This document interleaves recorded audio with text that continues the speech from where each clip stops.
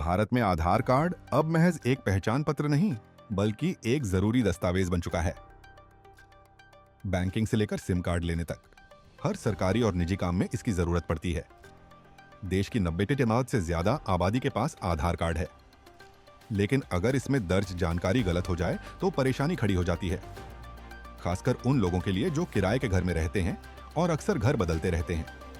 अब सवाल उठता है कि अगर आप किराए पर रहते हैं और नया घर बदलने के बाद आपके पास कोई एड्रेस प्रूफ नहीं है, तो क्या सिर्फ रेंट एग्रीमेंट के आधार पर आधार में पता अपडेट करवाया जा सकता है? तो क्या कहता है UIDAI का नियम?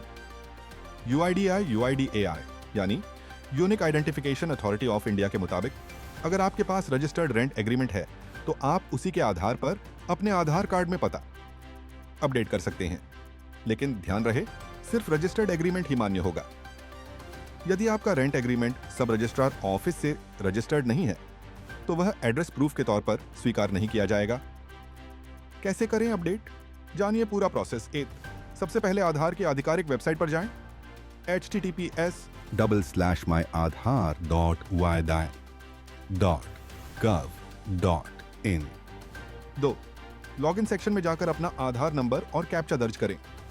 3. फिर अपडेट एड्रेस विकल्प चुनें। 4. सपोर्टिंग डॉक्यूमेंट्स के तौर पर रजिस्टर्ड रेंट एग्रीमेंट अपलोड करें। 5. 50 रुपए का ऑनलाइन भुगतान करें। 6. प्रक्रिया पूरी होने के बाद आपको एक्नॉलेजमेंट स्लिप मिलेगी जिसमें ट्रैकिंग नंबर होगा।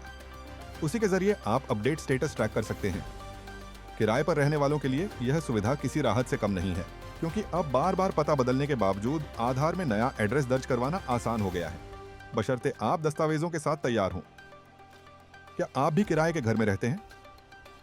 तो अगली बार जब घर बदलें तो रजिस्टर्ड रेंट एग्रीमेंट जरूर बनवाएं, क्योंकि यही आपके नए पते की पहचान बनेगा।